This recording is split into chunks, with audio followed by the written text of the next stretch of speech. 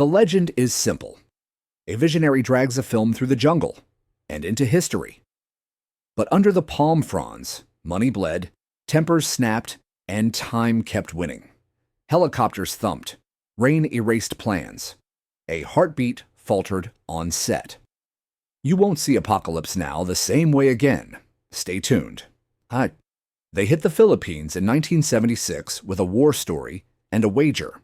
American zoetrope on the line. United artists watching the clock. The shoot sprawled across jungle rivers and air bases, a caravan of trucks and towers and reels. A small city pretending to be madness and finding the real thing instead. On paper it worked. In person it didn't. Heat and monsoon season turned schedules to mush.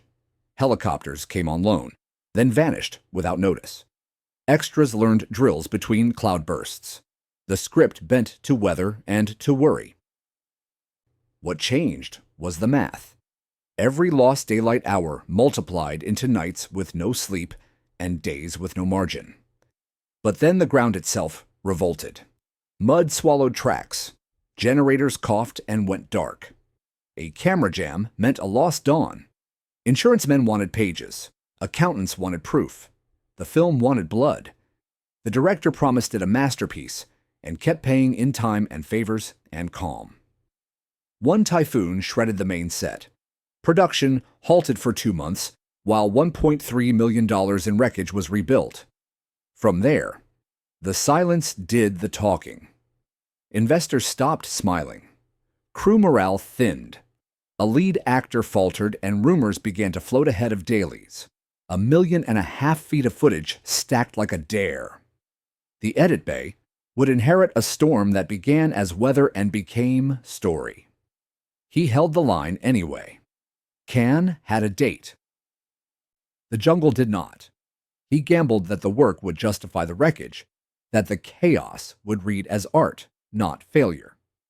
And the bill came due, which brings us to the next crisis no budget spreadsheet could contain. Mid-1977, the jungle production ran on adrenaline and tape. He had a lead who lived in the frame.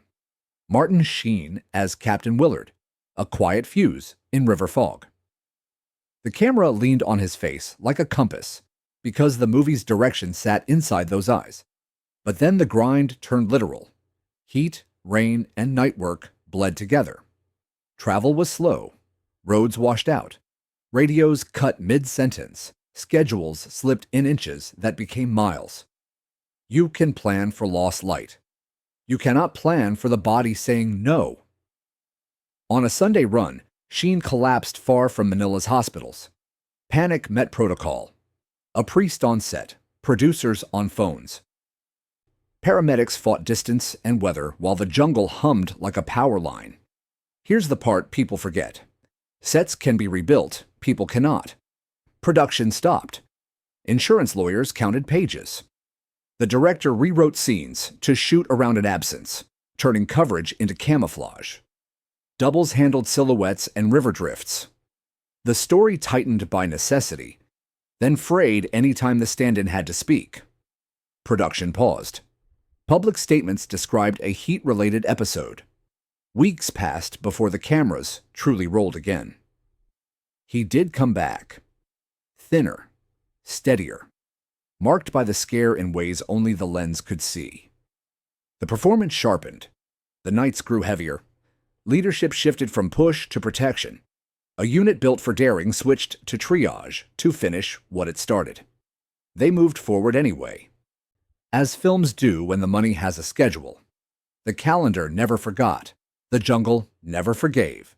And the next complication would not arrive quietly or on time.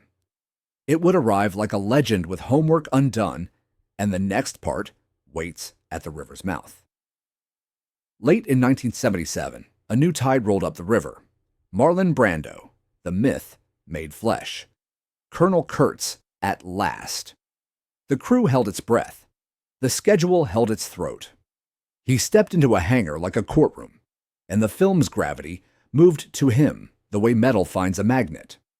But then the legend complicated the math. He was heavier than planned.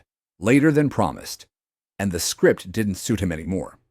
Pages became suggestions. Rehearsals became arguments with time. The jungle's heat had its own opinions. So did the star, whose silhouette now owned the third act. Here's the part people forget. The solution was light, or rather the subtraction of it. They staged the compound like a confession booth. Lamps skimmed heads and hands. The camera ate fragments, a brow, a whisper, a knife on stone. The darkness hid what wasn't ready and revealed what mattered. A vivid factual detail. Brando shaved his head, and Kurtz's philosophy turned into shape and shadow, more than plot. The crew relearned the scene grammar overnight. Dialogue bent around breath. Improvisations stretched takes to the edge of film reels.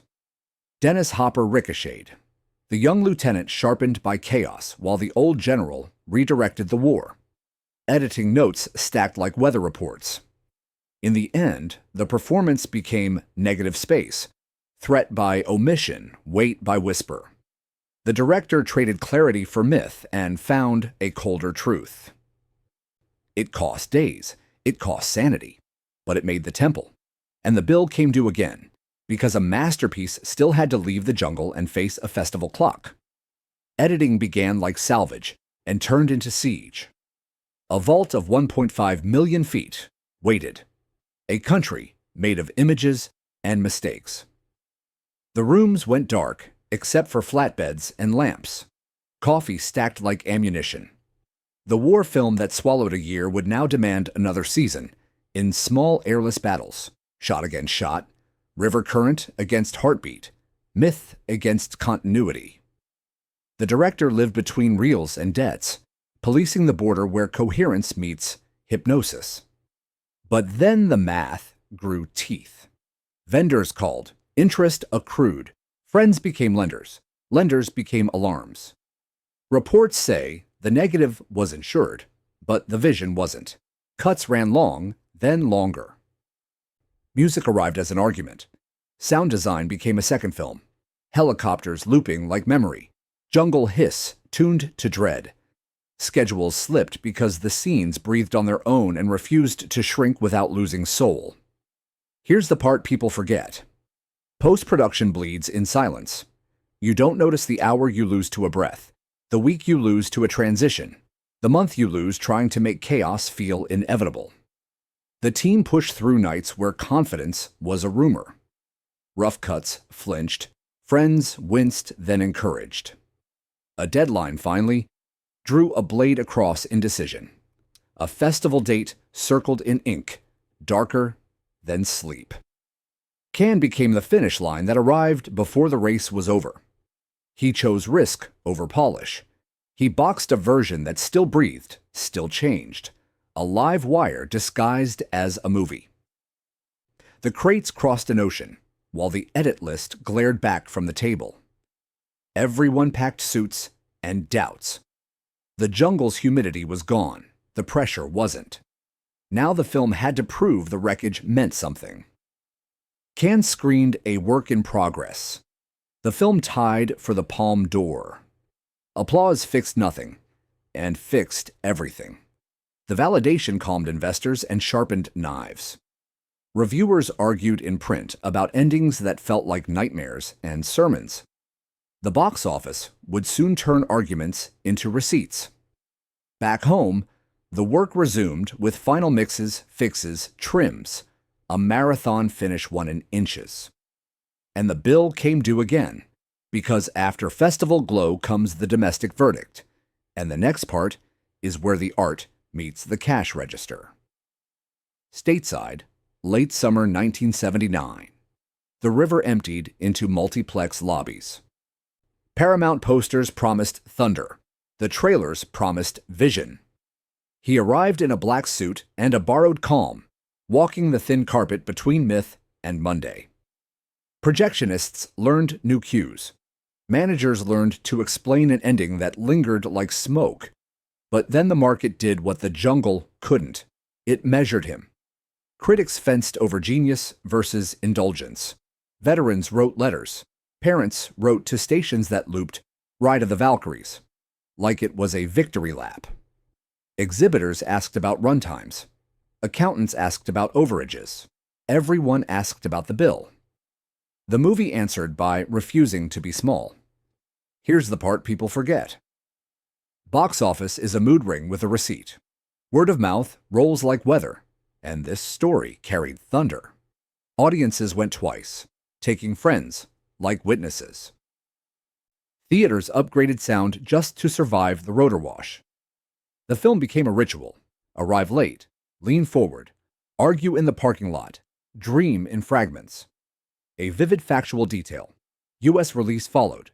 It grossed $150 million worldwide and won Oscars for cinematography and sound. The win didn't erase the scars. It licensed them. Creditors eased off. Backers smiled in public again. He cashed prestige like oxygen and returned to the edit rooms to lock the final mix, to taper the rushes into the version that earned its poster. The legend stabilized. The ledger exhaled. For a minute. And the bill came due anyway.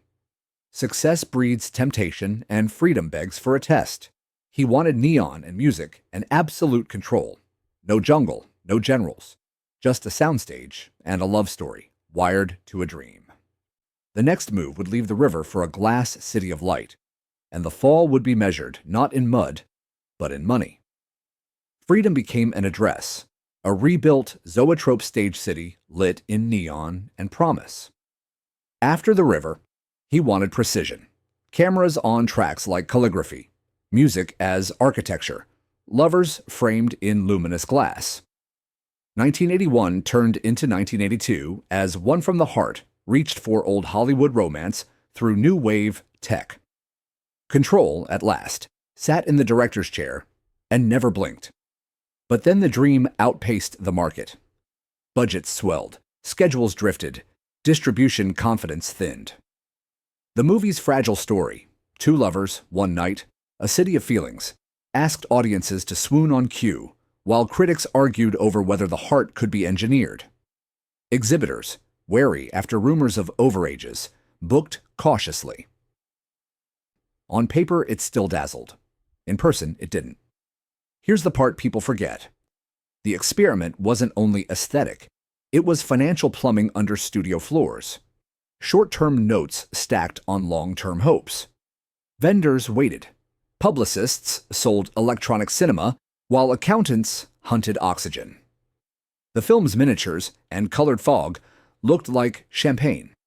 The ledger read like drought. Independence, so recently proven, now sat on margin calls and favors. A vivid factual detail. The film's failure was widely reported as an estimated $27 million loss, and the bill came due. Creditors pressed. Assets moved. Layoffs punctured morale. The press reframed the auteur as a gambler who'd stayed at the table one hand too long. He wore the losses like a public suit, learned to speak about risk as a lesson, and looked back to the work that had nearly broken him for a path forward: documentation, revision, extraction of meaning from wreckage. He pivoted from neon to memory. The diaries, the outtakes, the jungle tapes. Hearts of Darkness would open the vault. Then years later, Redux and a final cut would tighten the myth and tune the roar. Survival now lived in curation, not expansion. Which brings us to the next turn: how a bruised reputation can be rebuilt by showing the bruise in close-up and calling it the truth. The camera turned inward this time. Hearts of Darkness, released in 1991, stitched together what the jungle forgot to bury: Eleanor Coppola's footage, confessions taped between storms, and a director on the edge of triumph or collapse. It wasn't fiction anymore, it was anatomy. The masterpiece autopsied itself in public light, reel by reel, cigarette by cigarette. But then the myth reshaped again. The documentary showed the genius stripped of armor, arguing budgets, whispering doubts, daring the gods of weather and ego. Viewers finally saw that Apocalypse Now wasn't about war. It was about making one. The footage of breakdowns and improvisations reframed every helicopter, every whisper. The story of making the movie became a movie stronger than its script. Here's the part people forget. Self-Exposure is a sequel too. It costs less money, but more nerve. He allowed the chaos to testify, turning failure into authorship. Critics who once doubted his control now praised his candor. What had been a cautionary tale shifted toward legend. The director who survived his own apocalypse and kept filming the aftermath. A vivid factual detail. The 1991 documentary drew from over 60 hours of on-set footage and Coppola's taped reflections. From there, reputation healed in layers. His peers called him fearless again. Film schools treated the ordeal as scripture. Festivals screened old prints beside new edits. Each recut, Redux in 2001, Final Cut in 2019, became both confession and restoration. He had learned that chaos, properly edited, could look like destiny. And the bill, finally, looked paid. Because by then the film was no longer a disaster or a debt, it was proof. Proof that ambition might bankrupt you before it crowns you. Proof that survival can sound like rotor blades fading into applause. Which brings us to the quiet epilogue of a man who wagered everything on vision and somehow kept the house. Decades later, he built again, this time not from jungle or neon, but from endurance. The dream called Megalopolis rose from his archives like unfinished business, financed from his own pocket at nearly $120 million.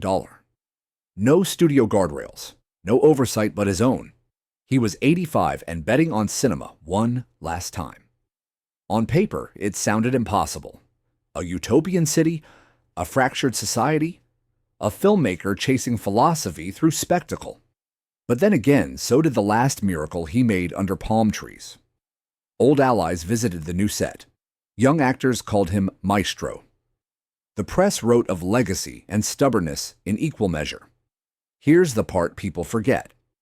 Persistence has a flavor. Half salt, half prayer. He didn't need the world to forgive him. He needed it to watch. Decades of scars turned into production muscle. Every bad headline about debt or disaster became insulation.